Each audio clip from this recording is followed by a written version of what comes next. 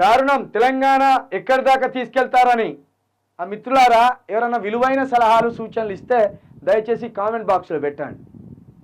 తప్పకుండా దాని మీద చర్చ పెడదాం. ఎంత దారుణం దాకా అంటే ఇక పాడి కౌశిక్ రెడ్డి ఇంటి మీద దాడి జరిగింది, ఎమ్మెల్యే ఇంటి మీద. ఇప్పుడు ఇక సామాన్యుల ఇంటి మీద దాడి జరిగేదాకా వస్తుంది పరిస్థితి. గంతే అన్న. వెలుగు పేపర్లు వచ్చే న్యూస్ అన్ని ఫేక్ న్యూస్ అన్న.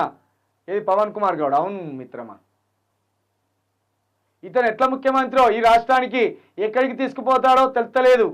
మోహన్ రావు గారు పెద్ద ఆయన పెట్టిండు. ఈ ఏడికి తీసుకుపోతాడంటే ఇక ఆఖరికి మనదే తప్పని చెప్తాడు. ఆంధ్రలో రైట్ అని చెప్తాడు. జై తెలంగాణను ఒక్కడ అంటాడా కాంగ్రెస్లో కావచ్చు, బీజేపీలో కావచ్చు. జై తెలంగాణ అంటాడు ఒక్కడు లేడు. జై తెలంగాణ అన్నోనికే ఓట్లు వేయరు. జై తెలంగాణ అన్నోనికి ఓట్లు వేయద్దు మనం. అది గ్రామ పంచాయతీ ఎన్నికల్లో కావచ్చు, అది ఎమ్మెల్యే ఎన్నికల్లో కావచ్చు, పార్లమెంట్ ఎన్నికల్లో కావచ్చు.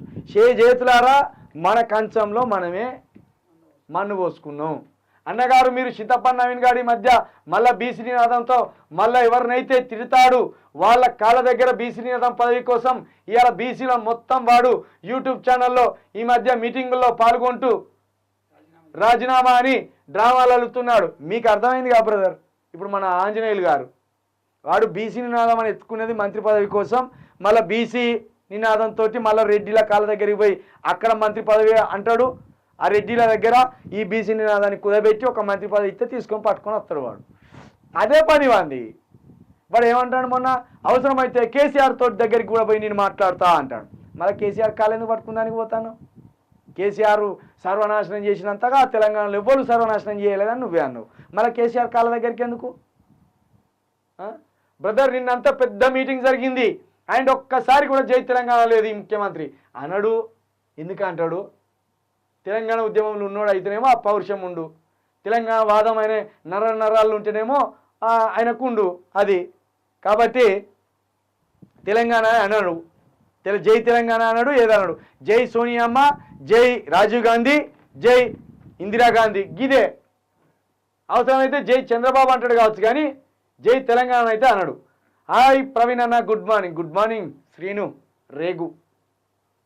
మిత్రులారా, 3 నెలల్లో స్థానిక సంస్థల ఎన్నికలు ఉన్నాయని పెద్ద మనిషి చెప్తాడు. దాంట్లో దయచేసి తెలంగాణ ప్రొడక్షన్ ఫోర్స్ తరఫున మనం అభ్యర్థులను ప్రతి గ్రామంలో నిలబెట్టాలని మనం ఆలోచన చేస్తున్నాం. ఎవరికి ఆసక్తి ఉన్నా తెలంగాణ ప్రొడక్షన్ ఫోర్స్లో సభ్యులుగా చేరండి.